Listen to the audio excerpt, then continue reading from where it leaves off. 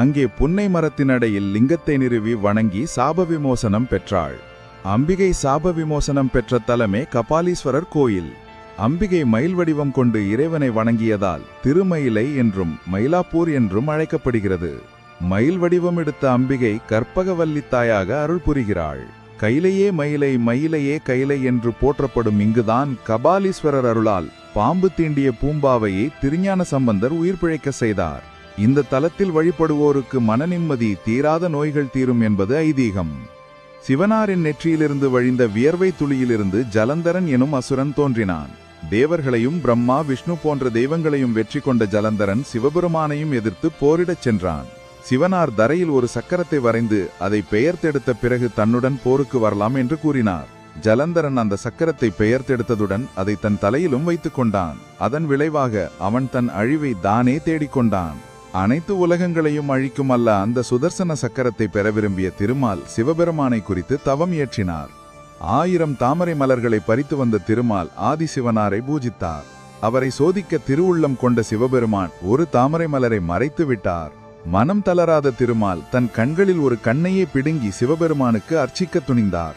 அவருடைய உறுதியான பக்திக்கு இறங்கிய சிவபெருமான் திருமாலுக்கு தரிசனம் தந்ததுடன் சுதர்சன சக்கரத்தையும் வழங்கி அருள் புரிந்தார். திருமால் 1008 மலர்கள் மூலம் சிவபெருமானை வணங்கி சக்கராயுதத்தை பெற்ற தலம் திருவிழிமிழலை. திருமாலுக்கு சக்கரத்தை வழங்கிய சிவபெருமான் வீழிநாதேஸ்வரராக அருள் புரிகிறார். இவரை வணங்கினால் கல்யாண வரம் அருள்வார் என்பது நம்பிக்கை. இந்த உலகத்தை படைத்த பிரம்மனுக்கும் சிவனாரை போன்ற 5 தலைகள் இருந்தன. அதனால் தன்னையும் சிவனையும் ஒன்றாக கருதி ஆணவம் கொண்டார் பிரம்மதேவர்.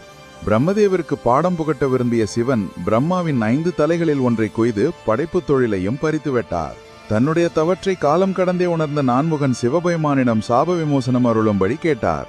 பூலோகத்தில் ஆங்காங்கே சிவலிங்கத்தை நிறுவி தொடர்ந்து வழிபட்டு வந்தால் உரிய நேரத்தில் விமோசனம் தருவதாக சிவபெருமான் தெரிவித்தார். அதன்படி பூமியில் பல இடங்களில் சிவலிங்க பிரதிஷ்டை செய்து வழிபட்ட பிரம்மதேவர் பிடவூர் என்னும் தலத்தில் சிவபெருமானை வழிபட்ட போது சிவபெருமான் அவருக்கு தரிசனம் தந்து பிரம்மதேவரின் சாபத்தை நீக்கியதுடன் படைப்பு தொழில் மேற்கொள்வதற்கான ஆற்றலையும் வழங்கினார். பிடவூர் தலம்தான் பிரசித்தி பெற்ற திருப்பட்டூர் தலம் என்பது குறிப்பிடத்தக்கது. பிரம்மதேவர் வழிபட்டதால் இந்த தலத்து இறைவன் பிரம்மபுரீஸ்வரர் என்னும் திருப்பெயர் கொண்டு அருள் புரிகிறார். இவரை வழிபட்டால் நம்முடைய தலைவிதியை மாற்றி நல்வாழ்க்கை அருள் புரிவார் என்பது ஐதீகம்.